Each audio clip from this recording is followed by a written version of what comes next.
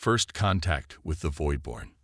The great archive of the Voidborn glowed with bioluminescent light, its crystalline walls pulsing with the collected knowledge of 1,000 generations. High Archivist Zenith drifted through the chambers, her translucent form casting prismatic shadows across the ancient texts. The Archive's neural interface hummed as it connected with her consciousness, bringing forth the latest astronomical data from their deep space sensors. What she found made her ethereal form fluctuate with concern. The sensors had detected a new spacefaring species, but the data couldn't be correct. These beings came from a world that should have been impossible to inhabit, a planet with crushing gravity, extreme temperature variations, and an atmosphere thick with oxygen, a corrosive gas to most galactic species.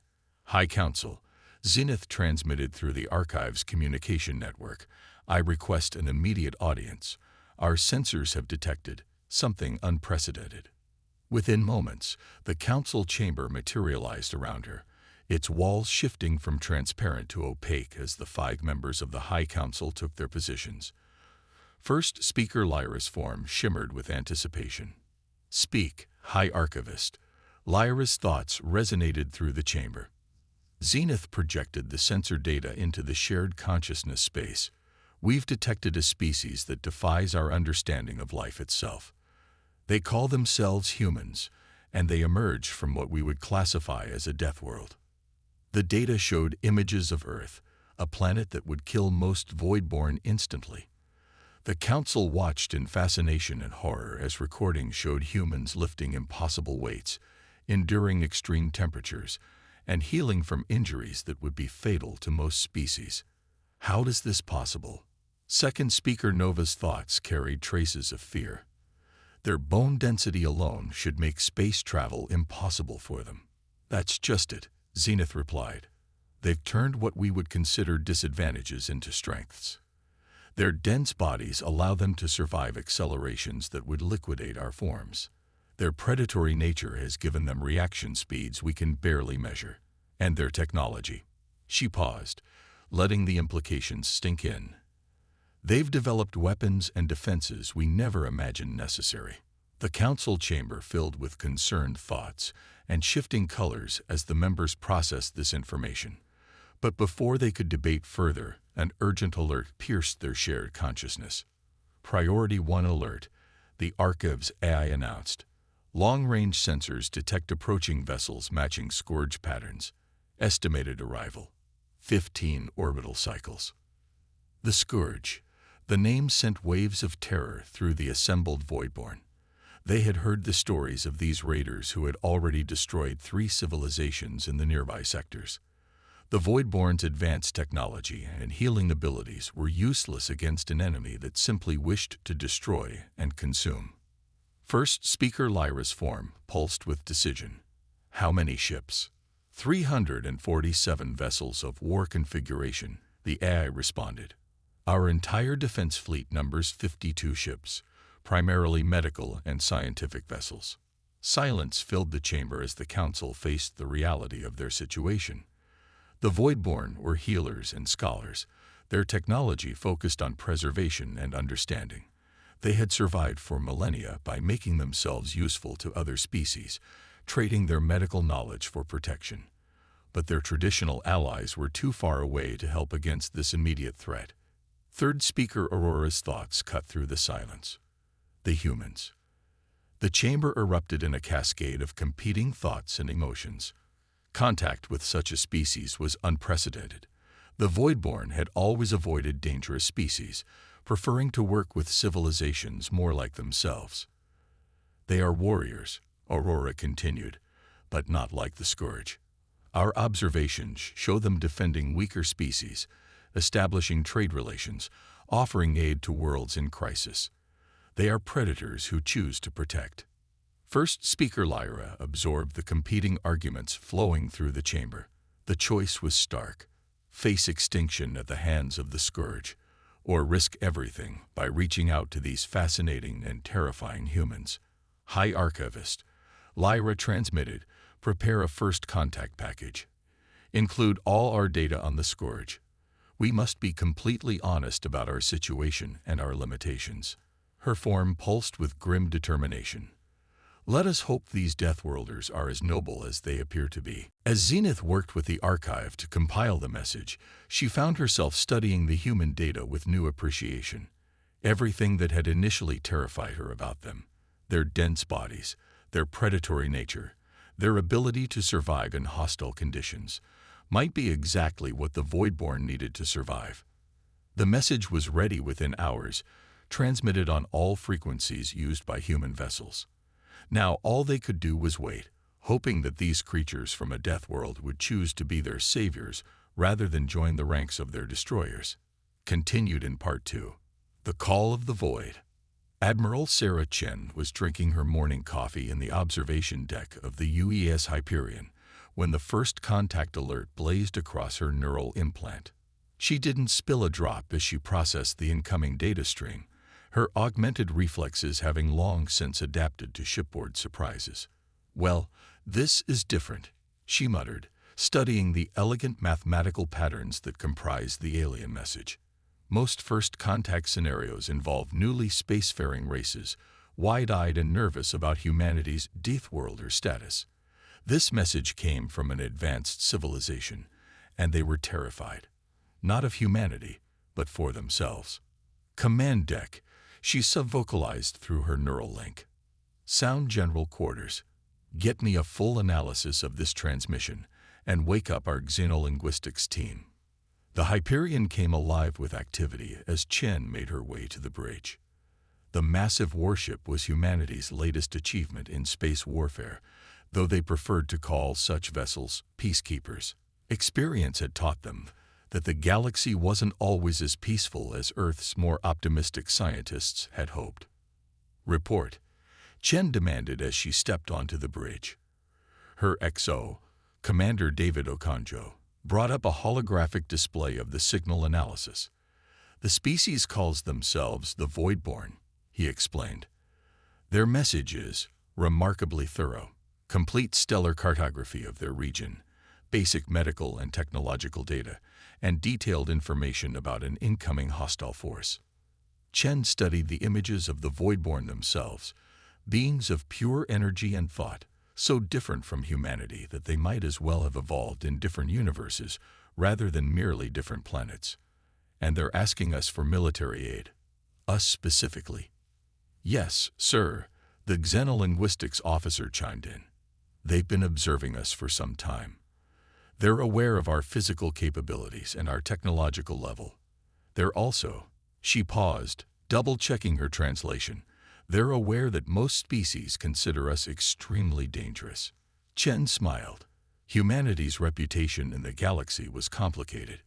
Their natural abilities, dense muscles, reinforced skeletal structure, aggressive immune system, and extreme environmental adaptability, made them the equivalent of comic book superheroes to most alien species.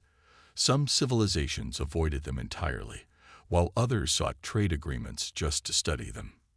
"Show me the hostile force they're worried about," Chen ordered. The holographic display shifted to show the approaching Scourge fleet. Her smile faded as she analyzed their numbers and capabilities. 347 warships, Okonjo whistled. "That's not a raiding party. That's an extinction fleet. How many ships can we gather in time?" "The second fleet is within response range, 75 warships. We could pull another 30 from the Orion defense perimeter, but that's pushing our response time to the limit." Chen did the math.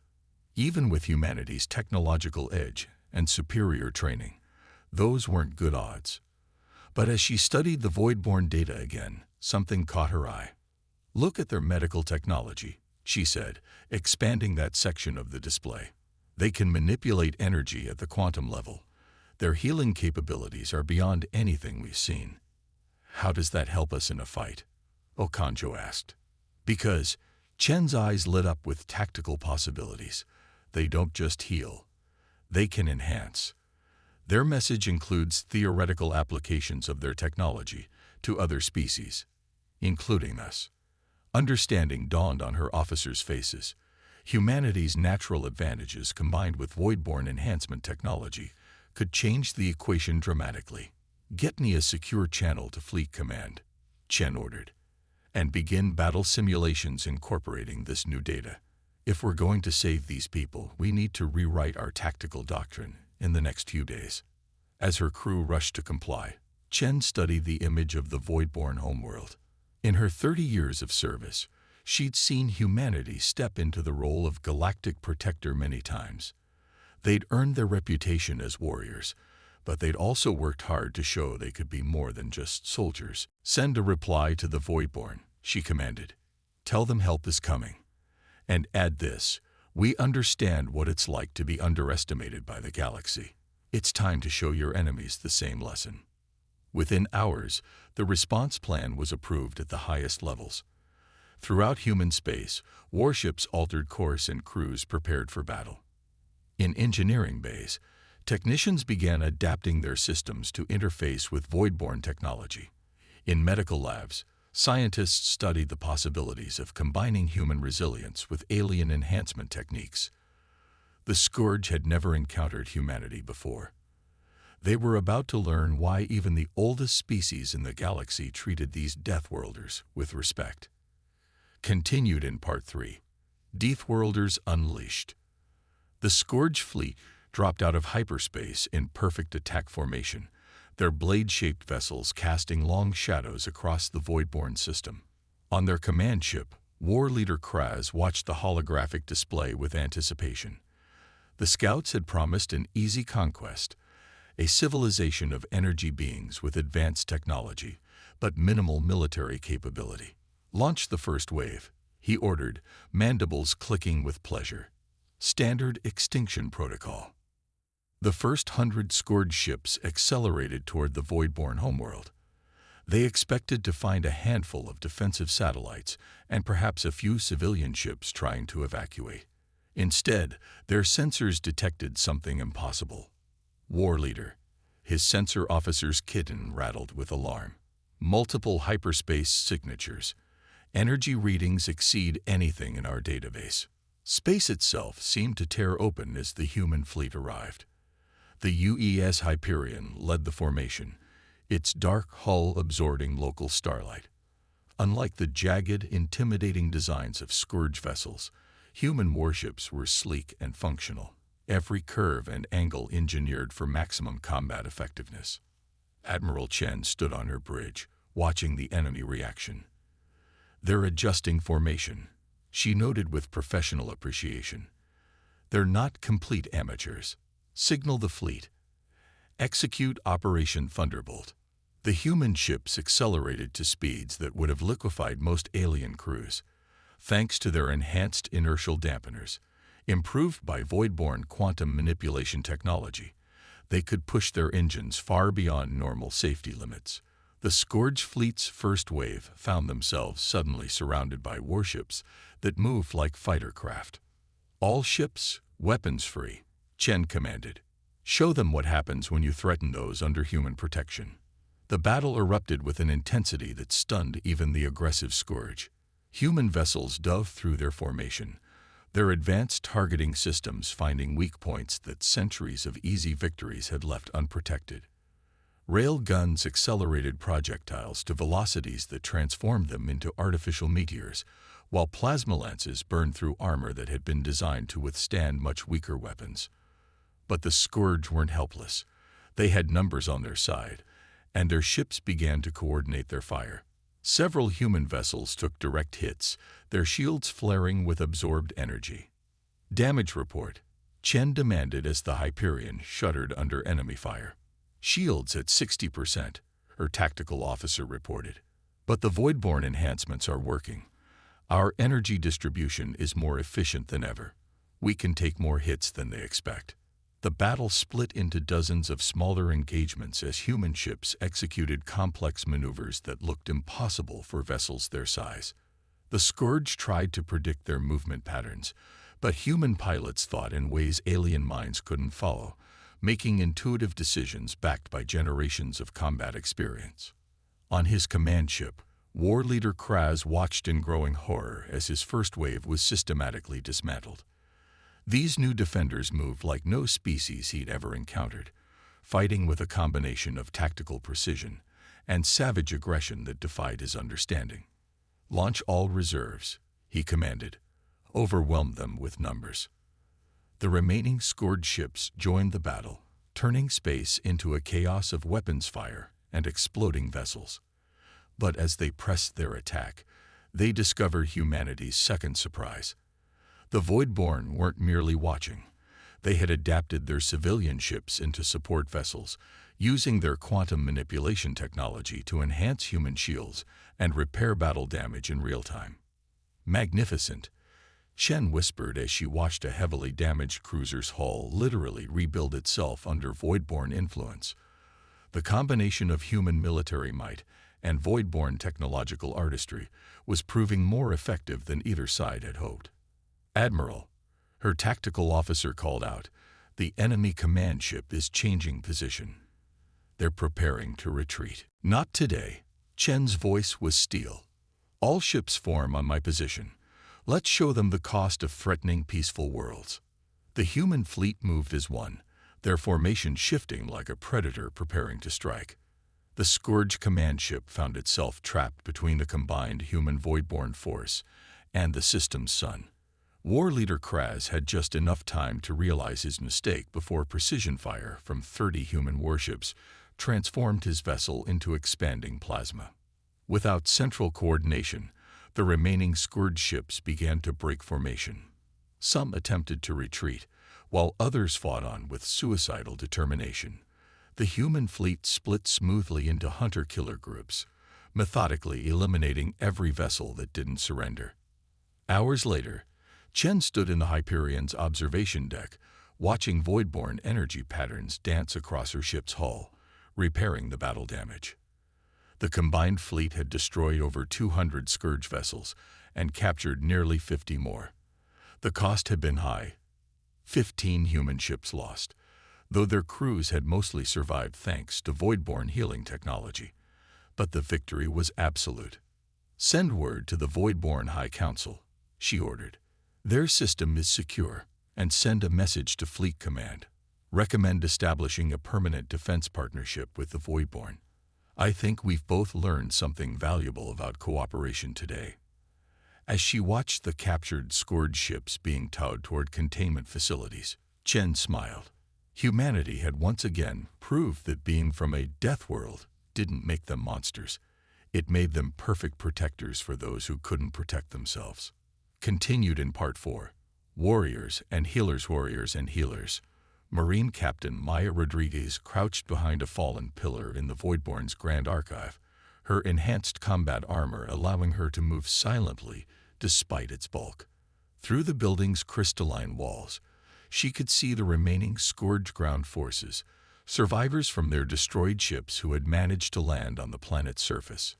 "Status report," she subvocalized through her neural link. 12 hostiles in the main chamber, her squad's AI responded. "They're attempting to access the Archive's data core." 3 more groups detected in adjacent corridors.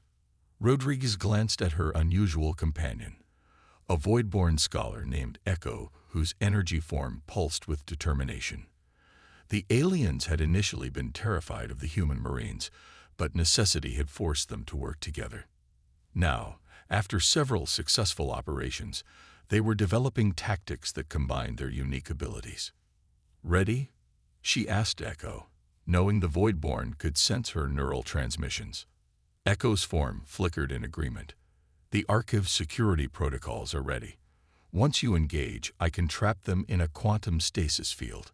Rodriguez smiled behind her helmet.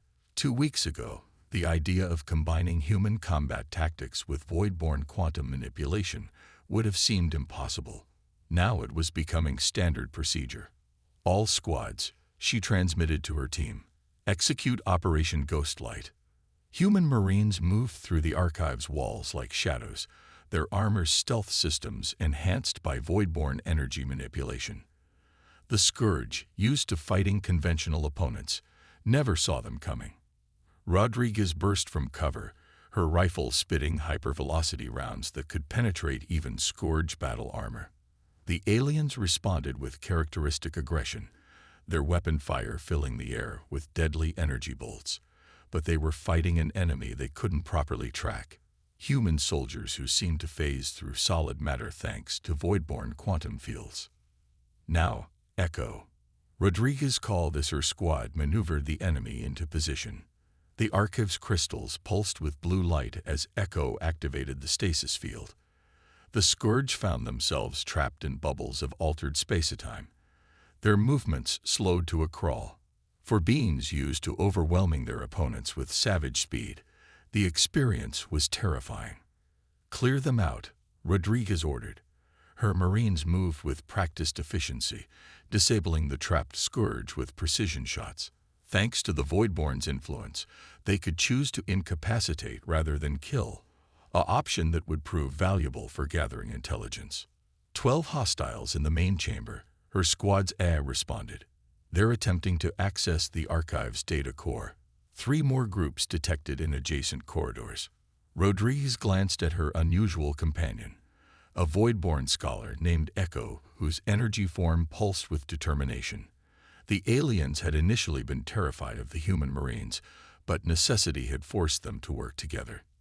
Now, after several successful operations, they were developing tactics that combined their unique abilities. "Ready?" she asked Echo, knowing the Voidborn could sense her neural transmissions. Echo's form flickered in agreement. "The Archive's security protocols are ready. Once you engage, I can trap them in a quantum stasis field." Rodriguez smiled behind her helmet. 2 weeks ago, the idea of combining human combat tactics with void-borne quantum manipulation would have seemed impossible. Now it was becoming standard procedure. "All squads," she transmitted to her team, "execute Operation Ghostlight." Human Marines moved through the Archive's walls like shadows, their armor's stealth systems enhanced by void-borne energy manipulation. The Scourge, used to fighting conventional opponents, never saw them coming. Rodriguez burst from cover, her rifle spitting hypervelocity rounds that could penetrate even Scourge battle armor. The aliens responded with characteristic aggression, their weapon fire filling the air with deadly energy bolts. But they were fighting an enemy they couldn't properly track. Human soldiers who seemed to phase through solid matter thanks to void-borne quantum fields. Now, Echo. Rodriguez called as her squad maneuvered the enemy into position. The Archive's crystals pulsed with blue light as Echo activated the stasis field. The Scourge found themselves trapped in bubbles of altered space-time. Their movements slowed to a crawl. For beings used to overwhelming their opponents with savage speed, the experience was terrifying. "Clear them out," Rodriguez ordered. Her Marines moved with practiced efficiency, disabling the trapped Scourge with precision shots. Thanks to the Voidborn's influence, they could choose to incapacitate rather than kill, an option that would prove valuable for gathering intelligence. As the last enemy fell, Echo's form approached one of the wounded Scourge. "Their biology is fascinating," the scholar transmitted. "So different from yours, yet similarly adapted for combat.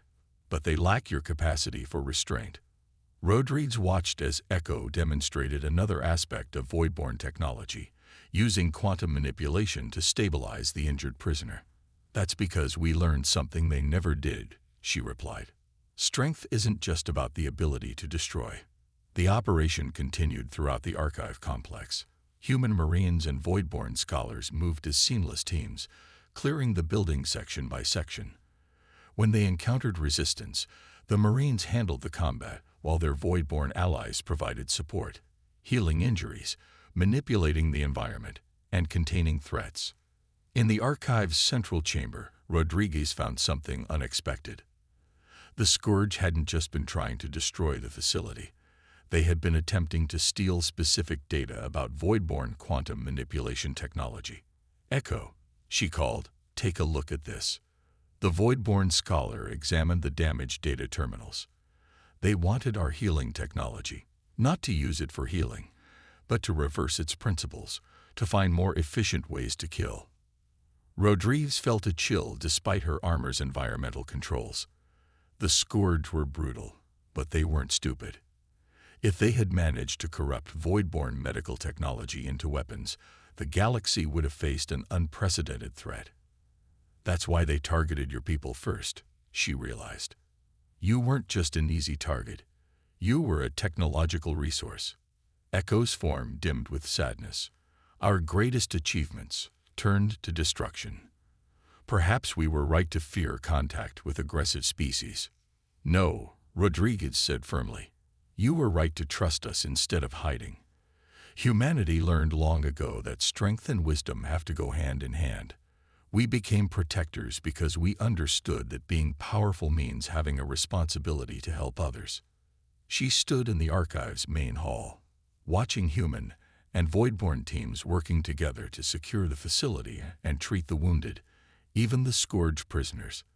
This was why humanity had developed their military might, not for conquest, but to ensure that peaceful civilizations could survive and thrive. Besides, she added with a smile, look what we can achieve together. Your healing technology combined with our combat capabilities. We're not just defeating the scourge, we're showing the galaxy a better way. As if to emphasize her point, a wounded Marine walked past, his damaged armor being repaired in real time by voidborn energy manipulation, while he helped carry salvage archived data cores. What had begun as a desperate alliance was becoming something more, a partnership that could change the future of galactic civilization. Continued in Part 5. Legacy of the Stars. One standard year after the Scourge invasion, the voidborn homeworld gleamed with renewed purpose. The Great Archive, once nearly destroyed, now housed something unprecedented, a joint human-voidborn research institute. Where ancient knowledge had once been merely stored, new discoveries were being made daily. Admiral Chen stood in the institute's main chamber, her dress uniform reflecting the shifting patterns of light from the voidborn council members floating nearby. First Speaker Lyra's form pulsed with pride as they watched a demonstration below.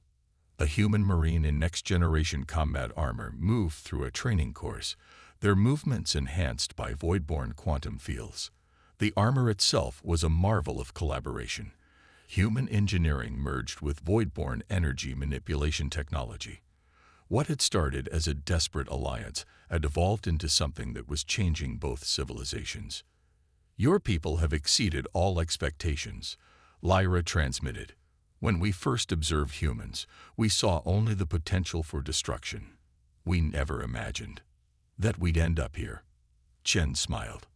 Honestly, neither did we. But that's humanity's greatest strength.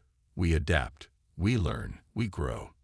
The demonstration continued as more human voidborn teams showed their capabilities. Medical technicians used hybrid technology to perform healing that would have seemed like magic a year ago.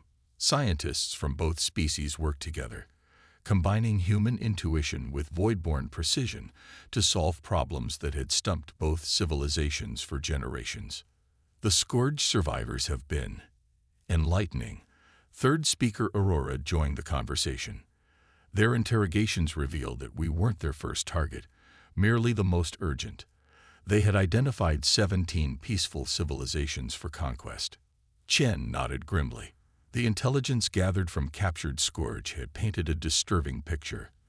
The raiders had been systematically targeting advanced but peaceful species, stealing their technology and destroying their civilizations to prevent any possible resistance. But now they face something they never expected, she replied. The galaxy is changing. News of our alliance has spread. 3 other species have already approached us about joining the defense partnership. It was true. The success of the human voidborn cooperation had sent shockwaves through galactic society. Species that had once feared humanity's warrior nature now saw them differently, not as potential conquerors, but as guardians who used their strength to protect others. There are still challenges, Lyra noted, their form shifting to show concern. Some of your people find our presence unsettling, and many of our scholars still struggle with the idea of military research. Change isn't easy, Chen agreed. But look there. She gestured to where a young human scientist was working with a voidborn researcher, their neural interface allowing direct communication as they studied a complex energy pattern. Nearby, a squad of Marines trained alongside voidborn security specialists, learning to integrate their different capabilities. That's the future, Chen continued. Not just humans and Voidborn, but a model for the galaxy. Strength and wisdom, protection and progress, working together. The chamber's atmosphere changed as more Voidborn gathered to watch the demonstrations. Their collective consciousness rippled with possibilities. The Archive's neural network displayed data from across known space. Trade routes growing more secure, scientific breakthroughs accelerating, and peaceful species beginning to flourish without fear of raiders or conquerors. The Scourge thought they could exploit the division between peaceful and warrior species, Chen mused. Instead, they forced us to bridge that gap. Every civilization has something to contribute to galactic society. Sometimes it just takes a crisis to help us see it. An alert chimed softly, and Chen checked her neural interface. Speaking of which, the first graduating class of the Joint Fleet Academy is ready for their ceremony. Shall we? As they moved to the graduation hall, Chen reflected on the changes of the past year. Humanity had proven they could be more than just warriors, while the Voidborn had shown that even the most peaceful species could adapt and grow stronger. Together, they were forging a new path for galactic civilization. The graduation ceremony itself symbolized this transformation. Human cadets in their crisp uniforms stood alongside glowing Voidborn initiates. Each pair would serve on the new joint patrol vessels, combining human combat expertise with Voidborn technological mastery to protect galactic space. When we sent that distress call, Lyra transmitted as they watched the ceremony, we hoped for salvation. Instead, we found partnership. Perhaps that is the greatest victory of all. Chen smiled as she prepared to address the graduates. The galaxy was vast and often dangerous, but it was becoming a little brighter, a little safer, thanks to an unlikely alliance between warriors and healers, between strength and wisdom, between humans and their new allies among the stars.